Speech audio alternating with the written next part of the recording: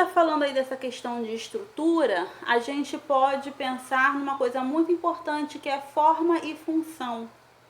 A proteína, ela, de acordo com a forma dela, ela vai exercer determinada função. Se ela muda a forma, ela também muda ou perde a função ou tem a função prejudicada. E como que a gente vai interferir? O que vai interferir nisso daí? Então eu falei para vocês que para eu ter uma estrutura proteica, para eu ter uma estrutura de uma proteína, eu preciso dos aminoácidos, de uma quantidade de aminoácidos, de alguns tipos de aminoácidos e de uma determinada ordem. E lembra que eu falei para vocês que se eu trocar um aminoácidozinho de lugar, eu tenho, lembra? A proteína A com a proteína B, as duas tinham 80 aminoácidos cada uma, mas se eu troquei a posição de uma, eu já tenho aí a modificação total da proteína, tá? Então a gente vai ver que essas modificações aí, elas podem ocorrer por mutação, e exemplo clássico é a anemia falciforme. Então a célula da hemoglobina, a célula a hemácia, né, que é a célula que carrega aí a hemoglobina, ela é anucleada. E quando eu tenho aí uma mutação genética, vocês vão ver aí na próxima aula, quando a gente falar de ácidos nucleicos, isso vai ficar um pouco mais claro para vocês. Eu tenho uma sequência.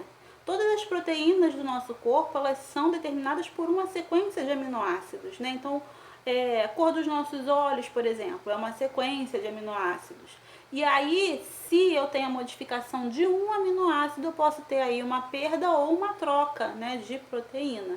E no caso da anemia falciforme, é isso, é uma anemia por modificação genética, né, por mutação. E uma outra forma importante de modificar, de alterar uma proteína é por desnaturação, ó, desnaturar, né, sair, perder a forma natural dela. Essa desnaturação ela pode se dar por presença de elementos químicos que a gente não ouve falar muito, porque é uma coisa mais artificial, e principalmente que está sempre batendo aí nas teclas das nossas provas, das nossas avaliações de Enem e tudo, são as questões, alterações, de pH e de temperatura. Então, as proteínas elas precisam de uma temperatura adequada e de um pH adequado para que elas funcionem corretamente. Porque mudou a temperatura, mudou o pH, elas podem mudar de forma. E mudou de forma, a gente acabou de ver que mudou de função ou perdeu a função. Então, quando eu tenho alteração na temperatura e no pH, eu posso ter uma desnaturação. Uma proteína que sofre uma desnaturação, ela pode sofrer uma renaturação. Não é sempre, mas pode acontecer. Um caso em que não ocorre é na albumina. A clara do ovo, a gente pega lá, quebra um ovo cru, coloca ele na frigideira. A clara, ela é transparente, ela tem uma textura.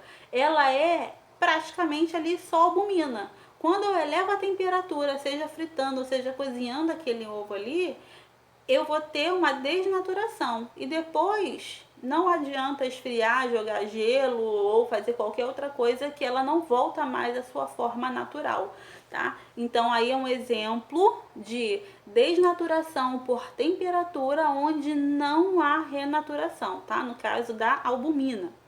E uma ressalva importante, uma observação que muitas literaturas trazem, vocês vão ver praticamente em todos os vídeos da internet que falar de proteína e de desnaturação, vão falar da questão da febre.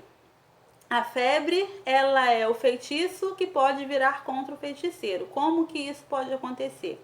Então vamos imaginar que o nosso organismo está aqui saudável, né? Ele está todo equilibrado e aí eu sofro com a ação de uma bactéria, né? Um agente patógeno aí que vai trazer algum mal para o meu corpo. A bactéria, ela também é formada por proteína. E a temperatura, ela vai fazer uma desnaturação. O que o nosso corpo faz? Ele é muito esperto, ele vai lá e eleva a temperatura dele, porque essa temperatura vai fazer com que a proteína da bactéria se desnature e perca a função ali. E vai trazer de novo bem-estar para o nosso organismo. A intenção é essa. Ter febre não é ruim. Ter febre significa que o nosso corpo está reagindo. O problema é que a gente só suporta um determinado limite. Ultrapassou esse limite aí, a gente começa a ter o problema virado contra nós mesmos. Então, olha só, a febre pode ser provocada pelo nosso corpo com a intenção de desnaturar a proteína da bactéria. Só que se essa febre se eleva demais, o que começa a fazer? Ela começa a desnaturar as proteínas do nosso corpo e aí babau, né? E aí a gente pode vir a óbito sim. Então, por isso que a febre, ela não é ruim. O ruim é quando ela se eleva demais. A gente tem que ter muito cuidado com esse aumento de temperatura aí. Deixa eu ver que eu tô esquecendo mais. Lembrei, né? Falei que eu não podia terminar o vídeo sem falar um pouquinho das enzimas. Então, lá no começo eu falei para vocês que as enzimas, elas são estruturas, são proteínas, né? Em maioria, quase todas as enzimas são proteínas, que funcionam como catalisadores. Elas são aí um atalho. Elas vão fazer uma determinada função do nosso corpo ocorrer mais rápido e gastando menos energia. Só que se a enzima ela é uma proteína, ela também precisa de uma temperatura ideal e de um pH ideal. A alteração dessa temperatura ou desse pH, ela vai fazer com que essa enzima não funcione bem. Outra coisa importante é que a enzima, ela vai sempre procurar agir aí de uma forma muito específica. Então, a gente vai ver quando a gente fala de enzima, a gente vai ver muito o termo aí chave e fechadura, né? Ela não vai atuar com qualquer coisa, é uma enzima específica para uma função específica. E falando ainda um pouquinho aí do pH, um exemplo que a gente tem é o nosso pH do nosso estômago, né? O nosso estômago, ele é um meio ácido, a gente tem uma paredezinha de açúcar que vai, né, fazer aquele muco que vai proteger o nosso estômago da própria acidez dele. E, desculpa, deixa eu beber mais uma água.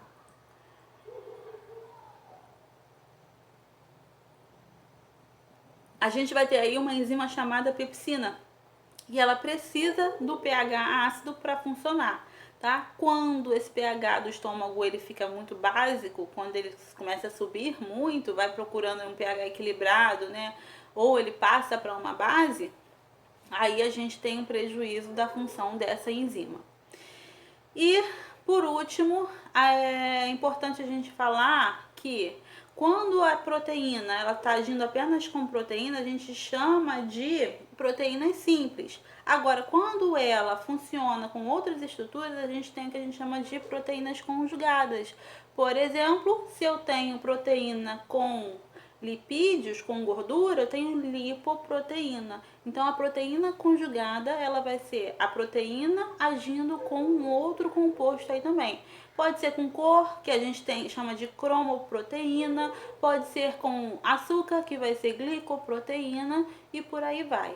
Gente, espero que eu não tenha esquecido de nada, já dei umas bisoiadas aqui para saber, várias páginas. Vou colocar para vocês o link da aula do professor Samuel Cacunha, tá? Eu acho que ele fala bem bacana. Eu gosto muito das aulas dele e do Kennedy Ramos. O Kennedy, eu sempre gosto de primeiro assistir do Samuel e depois do Kennedy, porque o Samuel ele dá uma visão mais ampla, mais detalhada, e o Kennedy ele sempre pega uns bizus aí, umas observações para vestibular, ele fala uma coisa um pouco mais aí direcionada. Então eu acho que eles se complementam bem. Vou deixar a aula de enzimas do Samuel para que vocês possam assistir. Eu espero que vocês estejam acordados ainda. Eu espero que vocês tenham gostado. Eu espero que vocês tenham prestado atenção. E vamos nos comunicando aí pelos meios que a gente tem para poder tirar as dúvidas, tá? Um beijo para vocês. Tô com saudade.